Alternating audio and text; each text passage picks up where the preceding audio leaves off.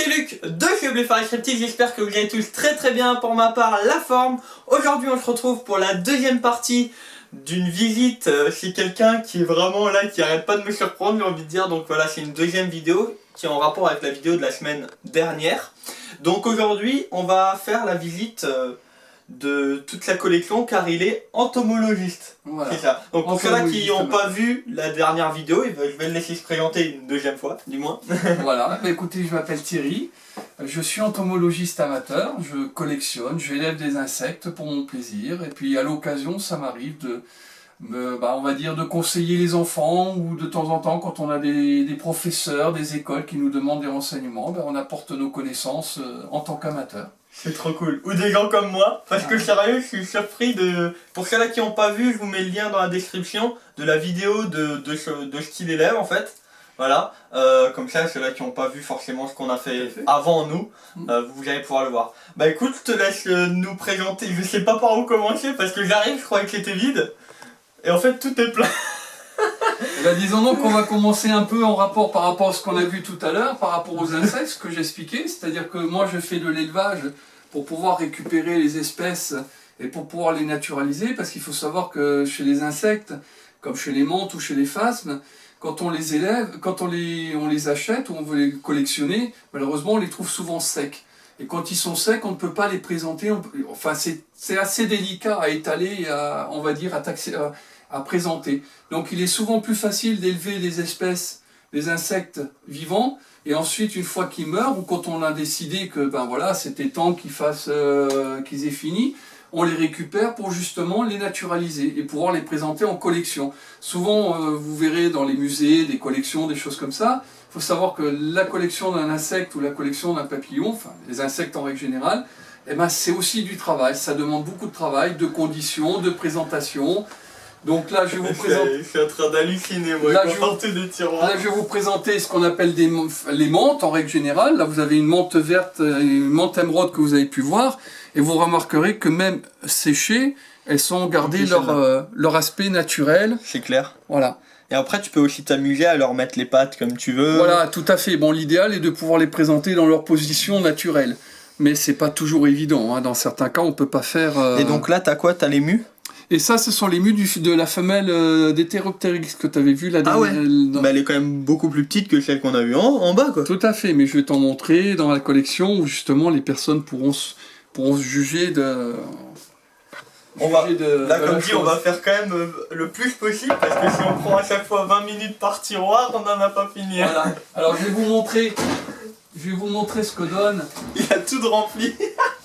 Je vais vous montrer ce que donne donc l'Heteropteryx que vous avez pu voir. Donc voilà. Quand on dit pu voir, c'est dans la vidéo, l'autre vidéo. Voilà, l'autre vidéo. Waouh. Voilà. Donc je découvre en même temps que vous, hein, les amis. Voilà. Oh là là. Voilà. Et là, donc, vous avez les différents stades, donc l'œuf, et ensuite les petits jeunes. Et là, vous avez ce qu'on appelle les exuvies. Alors, en termes, on va dire, de collectionneurs, pour le néophyte, on dit ce qu'on appelle des mus. Les mus, ouais. Voilà, c'est les mus, c'est la peau en fin de compte. Mais en réalité, en termes scientifiques, c'est ce qu'on appelle des exuvies. Hein, c'est le terme normalement qu'on pourra... Technique. Tout simplement. Voilà. Et donc là, on voit bien les différentes mues. Donc on peut constater que la mue, entre l'adulte et la mue, c'est exactement pareil, c'est la peau, c'est-à-dire qu'elle enlève vraiment la peau et on retrouve les pointes, les antennes. Mais c'est impressionnant quand même, on voit vraiment par là où elle sort au final. Voilà, c'est ça. À chaque fois là, ce qu'on voit découper sur le... C'est à quel niveau là? C'est au niveau du thorax. Au niveau du thorax, ouais, voilà. On voit que l'animal, c'est par là qu'il va ressortir. Et tout le reste, c'est vraiment... même les petits détails, hein. On voit vraiment tous les petits détails. Et... Tout à fait. Et donc là, ce sont des femelles d'élevage. Alors... Pour bien montrer la différence, ce sont deux femelles d'élevage, sauf qu'il y en a une qui est, on va dire, en taille à peu près normale. Et ça, c'est une femelle d'élevage que j'ai obtenue moi. Donc je vais juste mettre ma main à côté. Et j'ai pas des petites mains, hein. Je vais juste pas toucher la... Pour vous dire comme quoi, les gens... Ah, ça fait une main et demie, quoi, si on prend du bout des antennes jusqu'au... Ouais. C'est impressionnant. Voilà. C'est impressionnant. C'est l'une des plus grosses femelles que j'ai pu obtenir en élevage. Donc pour dire que... Il y a vraiment... tu peux passer d'une extrême à une autre.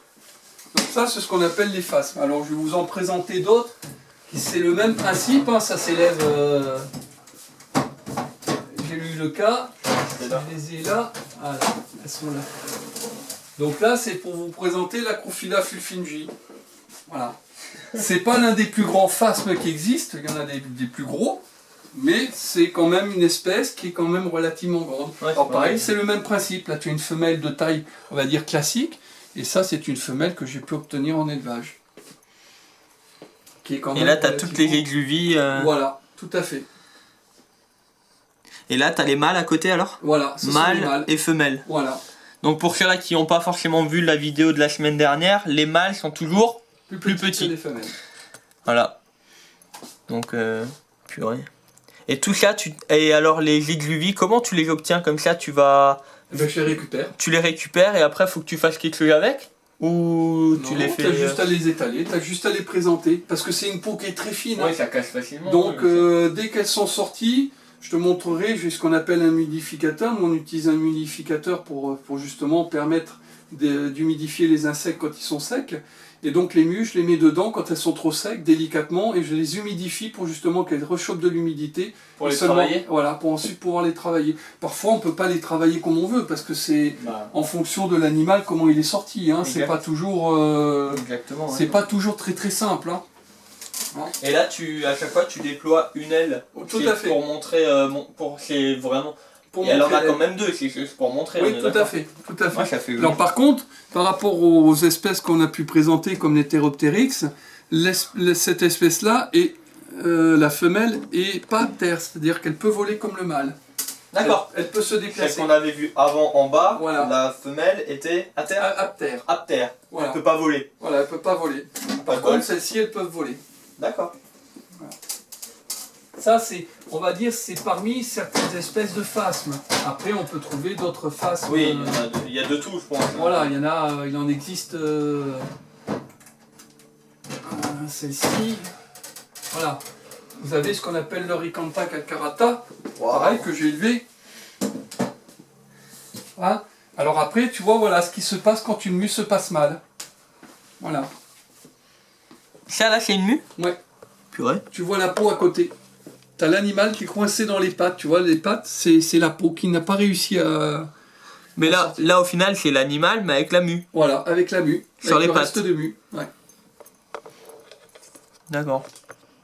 Logiquement, il aurait dû sortir comme ça. Il a de sacrées cuisses. Ah oui, c'est pour ça qu'on met des gants. C'est une des espèces où il vaut mieux avoir des gants. Les piquants là qu'il a sur les... Oui, c'est-à-dire que c'est On un voit à ce principe de niveau-là. défense. Généralement, chez les phasmes de cette famille, comme les Heteropteryx, ils ont tendance à se mettre sur les pattes avant et clac, avec les pattes arrière, ils donnent des coups comme ça. Donc généralement, il vaut mieux quand même avoir des gants, parce que c'est quand même équivalent à des, on va dire, des griffures de rosier quand même, d'épines de rosier. C'est quand même assez... Ouais, je veux dire, une fois ça peut passer, mais quand ça nous arrive 10 fois d'affilée, on le sent venir quoi. Voilà. Je veux dire, voilà. Bon alors après, quand on a l'habitude de les manipuler, on y arrive, mais... Au début, il vaut mieux faire gaffe. Voilà, il vaut mieux prévenir que guérir. Quoi. Voilà. Et Elle ce est que toute tu petite. disais, ce que je te disais, comme dans la précédente vidéo, là tu as ce qu'on appelle des phasmes bâtons. Voilà, ça c'est du phasme bâton, c'est-à-dire que ça tu peux en avoir...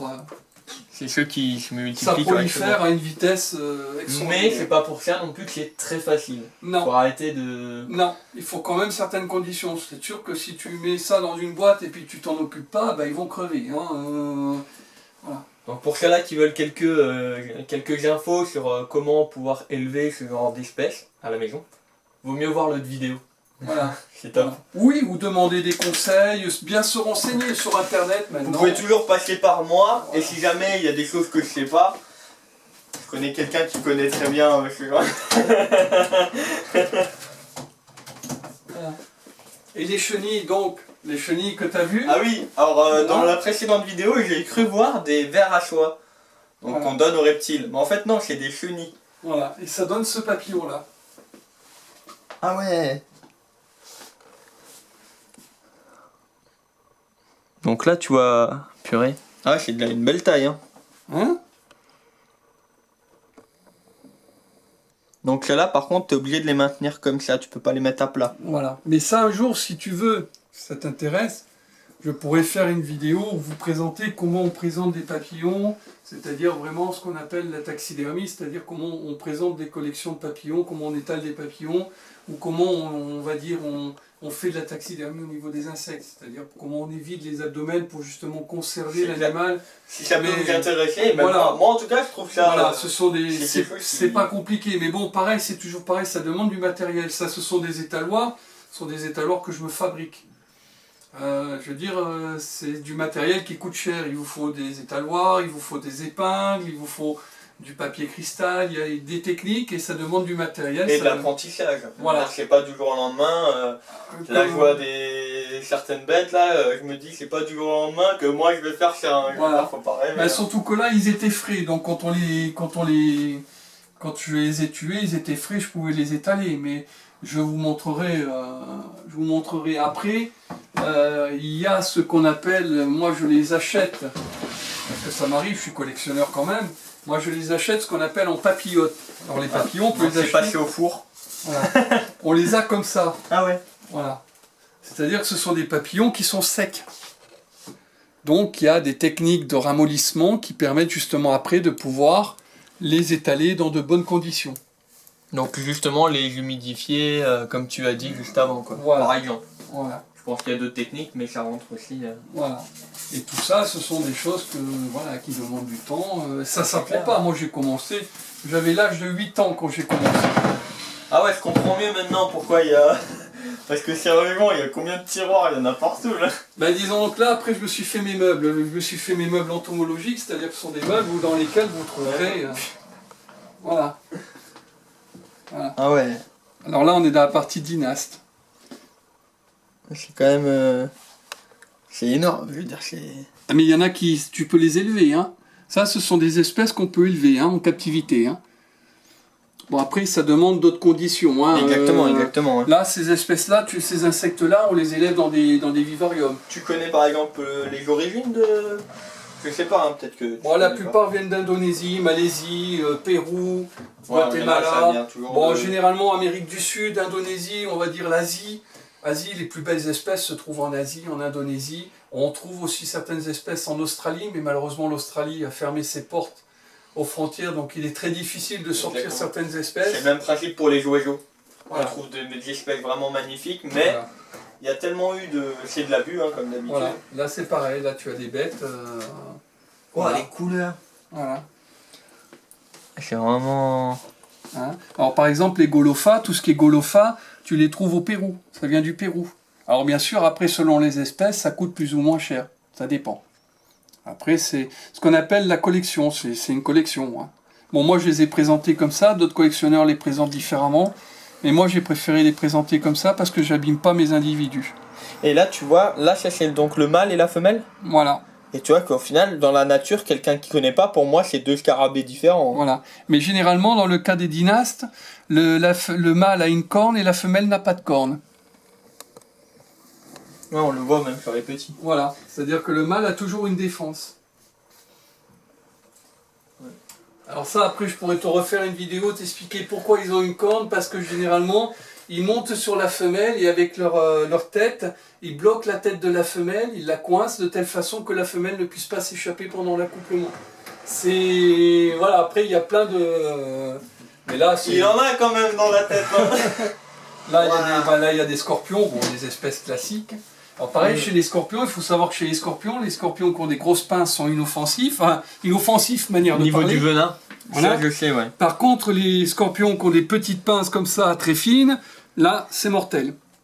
Parce que à contrepartie, au lieu de pouvoir se défendre avec mécaniquement, voilà, ils se défendent avec le venin. Donc faut toujours faire gaffe, c'est pas parce qu'ils sont forcément petits que ah oui, tu mets, c'est énorme. Je dire que là il fait une main et demie quoi. Ça c'est l'impérator, ça. C'est un des plus gros. Ils sont tous venimeux ou... Non, tous. Il faut savoir qu'un animal, un insecte, on entend souvent des gens dire une araignée c'est pas venimeux, non, vous ne craignez rien. Un insecte, que ça soit une araignée, que ça soit un scorpion, que ça soit une abeille, une guêpe ou une variété de guêpes ou d'abeilles, elles ont du venin. Simplement, on va dire qu'on considère qu'elles sont dangereuses dans le moment, on considère qu'elles sont dangereuses à cause de l'agressivité. Par exemple, certaines araignées vont être plus agressives que d'autres. Vous allez ouvrir la boîte, l'araignée va vous sauter dessus. Alors que vous allez ouvrir la boîte sur une autre araignée, l'araignée ne va pas bouger, elle va être tranquille, vous pourrez même la prendre dans la main, elle ne va rien vous faire. Mais elle est dangereuse. Elle a du venin, elle a ce qu'on appelle des glandes qui sécrètent un venin, et si elle vient vous piquer, eh ben, si vous êtes asthmatique, si vous avez des problèmes d'allergie, si vous avez quoi que ce soit, vous pouvez faire différents niveaux, quoi. Voilà, vous pouvez en mourir. Il ne faut pas dire que elles ont du venin. Simplement, c'est l'agressivité de l'animal qui fait qu'elle est dangereuse ou pas dangereuse. Par exemple, ça, je sais que, par exemple, sur le scorpion, certains scorpions vont juste en guillemets, c'est déjà beaucoup, pouvoir paralyser des membres. Voilà. Et d'autres, ils vont directement tuer, quoi. Voilà. Mais ça reste quand même du venin. Quoi. Ça reste du venin. Le venin, il y a certains scorpions qui ont peut-être du venin comme une guêpe, c'est-à-dire comme si vous aviez une piqûre de guêpe, mais elles ont du venin. Elles restent dangereuses. Ouais, là on parle déjà sur autre chose et c'est vachement intéressant. Il faut manipuler avec précaution. Voilà. En gros, ceux qui ont des petites tasses, ils ont du venin très mortel. Exactement. Tout à fait. Voilà. Okay. Et tout ça, c'est toi qui as fait? Oui. Purée. Enfin, que j'ai étalé. Hein. Oui. Bon, après, oui, pas forcément reproduit, mais que tu as... Voilà. Ben ça, c'est des heures de travail. Ceux-là, c'est ceux-là qu'on retrouve de temps en temps chez nous, là, les dorés? Non, ça, ce sont des rutilidés qu'on trouve du côté du Costa Rica. Ok, ouais, du Costa Rica. Je suis pas les plus beaux, malheureusement, parce que voilà, ce sont des bêtes qui se vendent entre, on va dire, les plus beaux, hein, se vendent quand même entre 150 et 200 euros, le couple. Donc c'est pas non plus à la portée de n'importe quelle bourse, on va dire. Voilà. Parce que là, il y a un investissement financier qui est quand même assez conséquent, parce que j'ai pas été toutes les chasser. Les espèces européennes, je vais les chasser, parce que je peux chasser ici en Alsace ou dans différents endroits, mais les espèces étrangères, je les commande, je les achète sur Internet, ou quand je fais des expos, ou quoi que ce soit. Ben il y en a qui importent, et après, eux, ils font peut-être un peu de repro, donc il y a moyen de se procurer, et en temps d'année, je veux dire qu'il y a quand même moyen. Voilà. Donc ça, c'est ce qu'on appelle une collection entomologique, où là, vous avez une partie insectes, donc bon, il y en a partout, hein, il y a même de l'araignée. Hein. On va lui montrer. Ça, c'est du... On va lui montrer, là. Regarde. Ah oui, hein. Et là, pareil, voilà. On voit que ça fait une main, quoi. Voilà.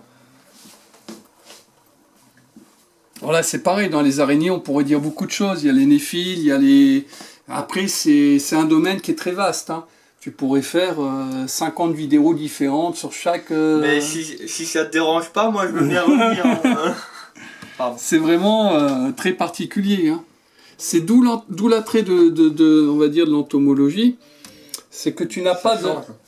Mais il n'y a pas d'arrêt. Il n'y a pas de limite. Ah bah oui, je veux dire, on peut le faire surtout. Hein. Surtout. Il faut savoir qu'une espèce, voire même deux espèces, sont découvertes chaque jour.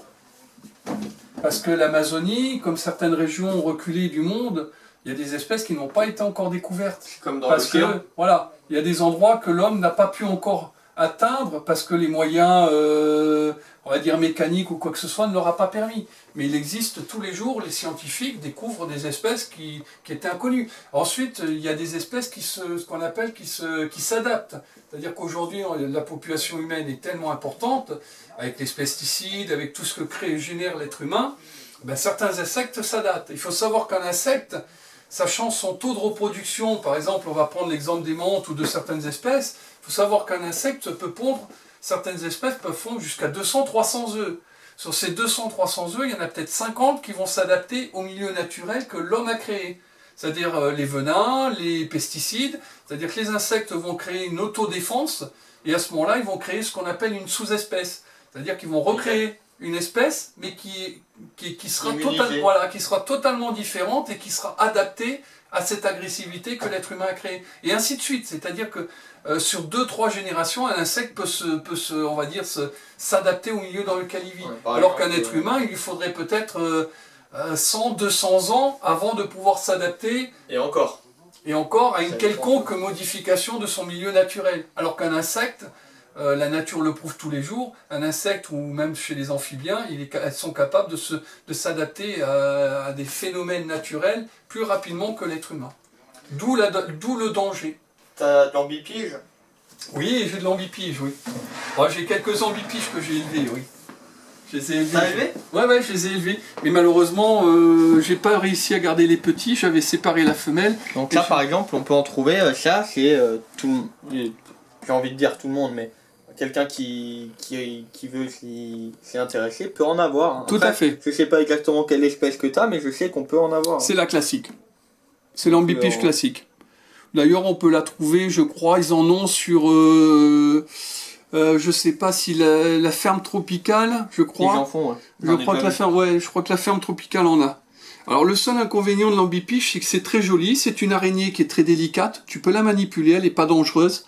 Hein, c'est ce qu'on appelle une araignée cavernicole. Donc il faut savoir que les araignées, ça fait partie des familles des araignées, c'est une araignée qui ne vit que dans le noir. Elle ne vit que dans les grottes ou dans les troncs. Et il faut savoir qu'elles ont des antennes. Ces antennes-là leur permettent justement de se déplacer. Et même de savoir s'il y a un mâle, c'est vraiment un sens, c'est très particulier, c'est très joli à voir en captivité. C'est un peu le même principe que les ultrasons des chauves-souris. C'est l'objectif est le même. Voilà, parce qu'ils n'ont pas de, on va dire comme chez certaines araignées, ils n'ont pas des yeux qui leur permettent de voir comme en plein jour. C'est le seul moyen qu'elles ont pour se déplacer ou pour se diriger. Encore une fois, on voit comme quoi elles se sont adaptées voilà. à leur milieu. Quoi. Tout à fait. Mettez un humain dans le noir et regardez combien d'années il faudrait pour que l'humain puisse commencer à voir dans le noir. Exactement. Et ça, c'est vraiment très facile à élever. Bon, j'en ai élevé quelques-unes, mais le problème, c'est là où on a un souci, c'est au moment de la reproduction. C'est-à-dire qu'il faut, j'ai pas réussi à, j'ai eu une femelle qui m'a pondu plein de petits, mais malheureusement les petits sont morts et je sais pas pourquoi. Alors est-ce que c'est parce que j'ai pas séparé la femelle du mâle? Est-ce que les petits... Encore une fois, l'erreur est humaine et tout le monde en apprend tous les jours. Voilà, c'est parce que c'est pas des espèces qui sont couramment élevées. Après, bon, exact. On peut demander à la ferme tropicale, puisque la ferme tropicale en élève, donc je pense que s'ils en vendent, ils en élèvent, donc ils ont de la reproduction. Donc ils doivent connaître un peu. Donc ils doivent connaître un peu comment ça fonctionne au niveau de la reproduction. Donc là on avait, on va dire, toute une partie insecte. Bon, je pense qu'on ne pourra pas tout faire parce que ça prendrait des heures et des heures. Hein, et puis en papillon, je vais te montrer, tu vois, des élevages qui peuvent être très simples à faire. Voilà, ce sont des espèces qu'on peut élever très facilement en captivité. Hein, la plupart vivent sur des orties, bon à part le macaon qui lui vit sur de la carotte, mais c'est pareil. Tu récupères des fans de carottes, C'est eux les macaons? Ouais. Et ça s'élève très très facilement. Je sais pas où j'ai Et ma comment on voit si c'est un mâle ou une femelle? Parce que moi je vois pas la différence là, entre les deux. Hein. Ah si, tu vois la différence. Je sais pas au niveau de derrière là, pareil. Là c'est long, le non, chef c'est et le un mâle. peu plus délicat le macaon. C'est la taille qui est importante. La femelle est généralement plus grande que le mâle. Sauf dans certains cas. Là on voit pas la différence. Non, parce que la femelle, ça se voit qu'à l'abdomen. Ouais voilà, c'est ce que moi j'avais vu. C'est l'abdomen. Alors, il faut savoir que chez certaines espèces, comme le pont du jour, le macaon ou d'autres espèces, comme la petite tortue, il est très difficile de voir le dysmorphisme sexuel. Donc on est obligé, nous entomologistes, quand on capture une espèce, d'avoir ce qu'on appelle un binoculaire. Un binoculaire, c'est un microscope, je sais pas. Bon voilà les amis, alors il y a une coupure, tout simplement car il n'y a plus de place dans la carte mémoire de l'appareil, on a tellement filmé, hein. Donc voilà, moi ce que je vous propose, c'est déjà qu'on revienne au moment où il aura des papillons en élevage. Donc si vraiment tu as à nouveau des naissances de papillons et qu'il en a voilà, en élevage, histoire qu'il peut également nous faire un petit compte rendu, comment tu réalises l'élevage tout simplement, car les papillons, pour moi je pense que c'est infaisable, et d'après ce que tu me dis, bah c'est faisable. Pas de souci. Donc si ça peut vous intéresser, dites-le moi. Ensuite, deuxième chose, sur la taxidermie. Voilà, exactement. On va dire sur comment présenter une collection ou... Voilà. Est-ce que ça peut vous intéresser qu'on fasse par catégorie, on va dire? Par exemple, les papillons, parce que il a encore montré avant des papillons qui sont tout simplement sublimes. Les scarabées, je parle avec un langage que tout le monde, voilà, je vais pas dire les noms scientifiques tout, mais les papillons, les scarabées, les araignées, parce qu'il en a aussi, tout ça. Est-ce que ça peut vous intéresser que je fasse des petites vidéos qui vont peut-être durer à chaque fois 10 minutes, un quart d'heure, ou peut-être une heure, on ne sait pas trop, mais sur chaque catégorie, vous voyez? Donc dites-moi, on pourrait peut-être faire voilà, une petite série, on va dire, sur la chaîne, d'une dizaine de petites vidéos, voilà, de catégories. Dites-le moi, ça peut vous intéresser dans les commentaires. Qu'est-ce que je peux rajouter? Un énorme merci pour ton accueil et tes connaissances, parce qu'honnêtement, Je pense que vous le savez également sur la chaîne, j'en ai quand même pas mal dans la tête en ce qui concerne les reptiles, mais alors là aujourd'hui j'en ai mangé mais plein la vue. Honnêtement j'hallucine parce qu'il faut savoir que tout ce que vous voyez là c'est plein. Donc si on peut faire par catégorie, je pense que même si vous voulez pas forcément, je vais le faire rien que pour moi, parce que c'est tout simplement sublime. Voilà, est-ce que tu as des choses à rajouter? Parce que là honnêtement... Non, bah écoutez, j'espère simplement avoir pu apporter mes connaissances, ou en tout cas un petit soutien, et puis j'espère que ça plaira... Ah bah de toute façon je te donnerai les retours. Voilà, j'espère que ça plaira, et puis que ça pourra, on sait jamais, créer des vocations, ou des gens qui continuent, surtout très important, même si... on reste des entomologistes ou des passionnés amateurs, il faut savoir qu'on le fait avec passion et qu'on ne le fait pas dans un esprit de vente ou de destruction.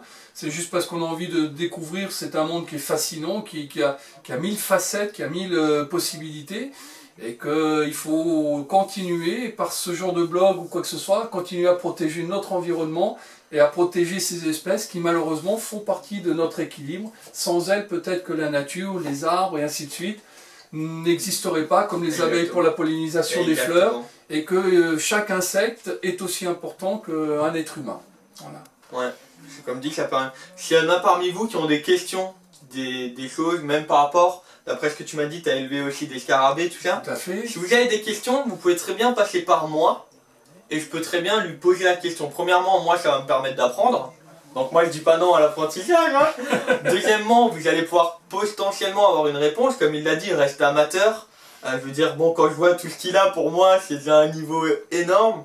Je vois même les cadres, on voit vraiment qu'il y a de la passion derrière, et je trouve vraiment ça très important de promouvoir ce qu'on aime. Déjà, voilà, c'est la base de ma chaîne quand même. Donc voilà, moi ça va me permettre d'apprendre, on va peut-être pouvoir vous répondre, parce que voilà, et comme tu l'as dit, tu peux pas tout savoir non plus. Ah non, que ce soit moi ou lui, des fois, ben... Et puis on apprend par différents, moi j'ai des collègues, je côtoie souvent des professeurs, j'ai rencontré des professeurs, des gens, on côtoie, on discute ensemble, des fois il y en a qui ont de bons avis, d'autres de mauvais, et puis c'est en fonction de ce qu'on reçoit qu'on apprend, mais on apprend toujours dans ce domaine parce que c'est tellement évolutif, l'insecte n'est pas dépendant, nous en fin de compte on ne fait que suivre ce que la nature a décidé, si la nature décide de suivre ce chemin, elle suivra ce chemin. On aura beau essayer de lui faire suivre un autre chemin, voilà, Exactement. Ah, on peut pas... Bah, je pense qu'on a... C'est top. Je sais pas trop quoi dire, en tout cas j'espère vraiment que cette vidéo vous a plu. Rien que pour le remercier, et rien que pour voilà, tout ça. Le pouce bleu sur la vidéo, d'accord? N'oubliez pas de mettre un maximum de pouces négatifs, j'allais dire, de pouces positifs. Pour voilà, montrer que ça peut vous plaire, montrer que ça peut vous intéresser, ce genre de petit reportage, on va dire, hein, tout simplement.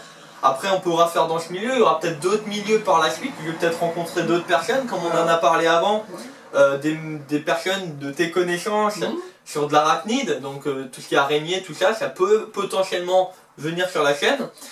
Donc voilà, bombardez les pouces bleus, mettez des commentaires sur tous vos avis, tous les avis que vous avez sur cette vidéo. Voilà, et je vous dis à la fois prochaine. Merci beaucoup encore. Mais c'est moi qui te remercie. Et en tout cas, on se retrouve très bientôt. Je compte revenir de toute façon. Et ben voilà les amis, j'espère que cette vidéo vous aura plu. J'avais plus assez de batterie, enfin plus assez de mémoire dans l'appareil pour faire vraiment de A à Z la vidéo. J'espère vraiment que cette vidéo vous aura plu. Si elle vous a plu, le pouce bleu, le partage. Rejoignez-moi sur Facebook, n'hésitez pas à vous abonner.